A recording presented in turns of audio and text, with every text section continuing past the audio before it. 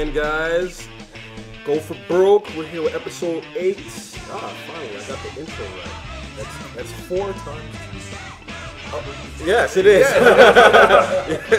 All right. We're here, like I said, with episode 8. I'm here with ShyLo Vega. Almost introduced myself.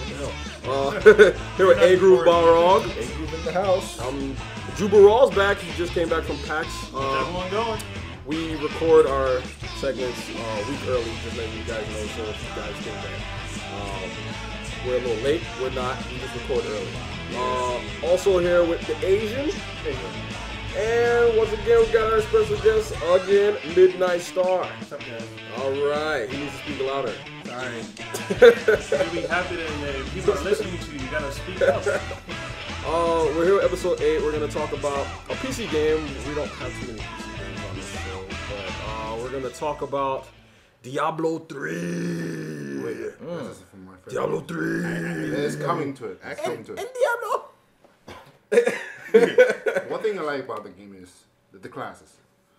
Like, example, Witch Doctor. Witch Doctor means like a debuff for class, debuff your enemy. So it's like what's What, the Warlock or Necromancer or something? No, Necromancer or Necromancer or Warlocks or yeah, whatever. pretty much. And the monk. The monk was a combo changer. You like a one combo. So it's like a lot of action going on. Yeah, it's like I'm guessing some the Witch Doctor is sort of like a chanter from like the Ion, buffs the class, and also you have buffs a party. Wait, you have a minion. You get to have party members like in the old Diablos? Yeah. Oh. They probably up to 8. Wait, if I'm not mistaken, you two guys have some type of problems. Midnight Star and the Asian, because the Asian, the Asian likes the game. Midnight Star, for some reason, has lost some sort of interest in the game. Yeah. I mean, what is it that you don't like, though? I don't like the fact that you can't set your own goddamn stats. Oh yeah, that's remember that. What the hell is up with that? And Diablo 1, you can set your stats. Diablo 2, you can set your stats. Diablo 3, it just seems like they're trying to streamline it. You know? Okay, if you compare it, it's made by Blizzard. Yeah, what they did with World of Warcraft, to make things a bit simpler, they did streamline certain things. So I'm thinking that might be their mindset to try to get more casual players. They make the game a little easier to understand, but like Tess, it's like harder to master. Because you could go with World of Warcraft, and it's easy to put your talents in, but you still got to know how to use your abilities to the best and everything. So you could be all right, but just because they made certain things easier doesn't mean you could go to hard mode, heroic, and actually pwn everything. Yeah, so that might be with Diablo. They made certain things simple, and they took away the choice of your abilities, so it's less chance for you to mess up. I understand. But their strategy, that might be where they make it harder, is a strategy. The bosses and stuff might be harder. I understand where you're coming from, but I understand where you're also coming from. Like, some games need some change. Yes, I understand. And with you, with those people who are faithful like me, like Diablo 2, I want to build my own stats. I want to do that. I don't want the game to decide it for me. That's what I didn't like with World of Warcraft, how they simplified it. I was like, they took away a lot of our choices, but I understood why, and I live with it. But one thing is, I like the Diablo 3, they added another system called Accent.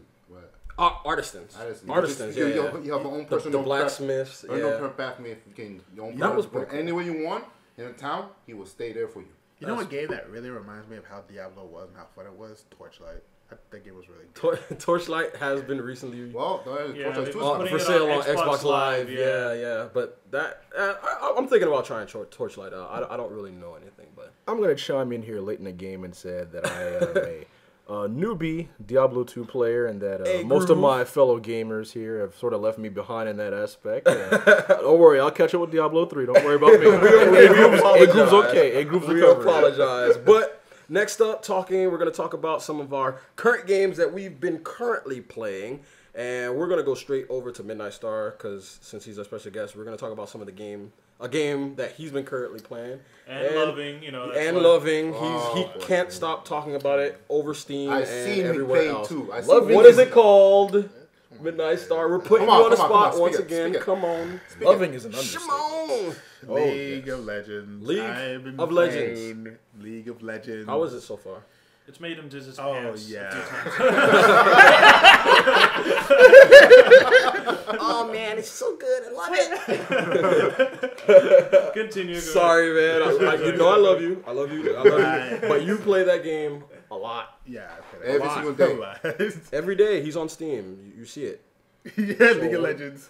So what are some quick highlights you can give about what you like about the game? Oh, that game is so awesome. There are like 40 plus champions in that game that you can play. You play a summoner that's also you play a summoner and you select a champion, and that each champion in that game has like a different special abilities, things they could do, right? Yeah. Like each champion has 4 abilities and different strategies you'd use when choosing them. So, like one is really strong in melee, I guess, and magic is the idea, and it's like you could choose any of the many champions. Well, it's not about like magic, strength. But a lot is a strategy, because it's not like StarCraft 2 all where you PvP, control right? the whole army. Yeah, it's all PvP. It's all PvP and it's all free. But like each champion has a method to has an approach, and like depending on like what you do in the game or how you want to enhance that approach, depends on how you because fight in you the game. level up in the game and you got to choose upgrades in the armor and this and that, and you got to be quick so you can get back out again and fight, right? Yeah, different items like there are items that you pick up in the game, but like it's not like farming. It's gold that you pick up while you have these matches and try to advance your goal. So and those items help differentiate your approach to your champion. Is it worth getting though? It's free. Fuck yeah, it's worth getting. That's what I want to know. That's if you like strategy and you want to get and you like PvP PvP and strategy, like Jubalrahl said here, it's a buy. How much is it? It's free. It's free? Yeah. Wait, no, I know you have to pay for the game. No, like you just download it and then you make a free account and then you play the game. Oh, okay. So it's free. You don't have to pay for the game at all. No. I thought you had to pay for the game, but no online. Maybe probably you have to pay for the character. No. There are certain things you have to. There's certain things you have to pay for after the fact, like skins. But okay. You can just but play nothing the you need. There's nothing necessary. So no, not really. If you guys want League of Legends, go and check that out. Next up, what we got to talk about, and this has been an argument, and not an argument, but like more of a discussion in our house. It's motion controls, cons, pros, what I like, what you don't like, just certain stuff. And I'm going straight to A Groove about this. I'm going straight to A Groove. I mean, my initial beef with the way motion gaming is going it starts with the companies. Nintendo took a giant leap of faith and brought out motion gaming. It could have been one of those things that would have made or break how they function right now. But the thing that's particularly curious is the fact that Sony and Microsoft said it would never work. And yet they're the main ones. I remember that. Yeah, they're the main ones that jumped right on the bandwagon. Yeah. Sony came out with the Move, and it looks like a dildo, by the way. Everyone says it's a dildo with the ball at the end. The Sony Play-Doh, dildo, whatever you want to call it. Popsicle stick. But the Kinect actually took it up a notch. The Kinect took it up a notch, but like I said, in our discussion before, I think the Kinect copied PlayStation when PlayStation came out with the PlayStation iToy, Icon, whatever you want to call it. I think that they copied them, but I mean, like you said, also they took it up a notch. I agree with that. They emulated, it scanning your whole body, and you can do all types of crazy stuff on it. But I mean, because I used to remember those little virtual arcade things in GameWorks where you sit inside the box and try to fight. Yeah. However badly. I remember that like way back in the day. Yeah, I remember that. So I mean, the Kinect's actually upped it. It's a little more accurate. It has upped it. Sony copied Nintendo. I mean, plain and simple. I mean, I don't care. Nintendo copied Nintendo. I don't care what fanboys say. You can like it. I'm not gonna hate that you don't like it, but I mean, they copied the Wii. Yeah. Well, what about Nintendo before the Game Boy? That's right. The Game Boy camera. That's right. Nintendo started first with the Game Boy. Damn, so Nintendo did start it. Yes. Everybody's copying Nintendo. Yeah. Y'all go ahead, Nintendo. Even Nintendo copying Nintendo. Yeah, Nintendo's gonna stay around forever. As much criticism as they get for being behind the pack, they took a leap of faith that everybody else seemed to have jumped on. So when everybody says, "Oh, the Move is going to be great, the Kinect is going to be the greatest thing in the world, it has so much potential," don't forget who took the first step. And then who took the risk and everything, Whether you like them or not, whether you think they're casual or hardcore, they paved the way for that to come. I want to say this. Like, I know that this is a discussion between us and whatever, but we want to hear some of you guys' comments.